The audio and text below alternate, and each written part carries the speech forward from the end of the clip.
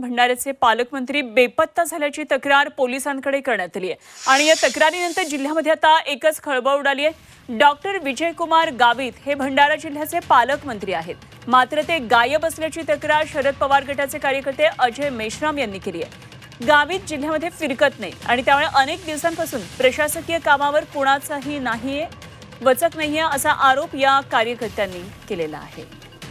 भंडाऱ्याचे पालकमंत्री बेपत्ता आहेत अशा प्रकारची ही तक्रार करण्यात आली आहे। शरद पवार गटाच्या कार्यकर्त्यांकडून ही तक्रार करण्यात आलेली आहे। भंडाऱ्यातून ही महत्त्वाची बातमी, पालकमंत्री बेपत्ता झाल्याची तक्रार पोलिसांकडे केली आहे। तर जिल्ह्यामध्ये त्यामुळे एकच खळबळ उडाली आहे राजकीय वर्तुळात। डॉक्टर विजयकुमार गावित हे भंडारा जिल्ह्याचे पालकमंत्री आहेत, मात्र ते गायब असल्याची ही तक्रार शरद पवार गटाच्या कार्यकर्त्यांनी दिली आहे। अजय मेश्राम असं या कार्यकर्त्याचं नाव आहे।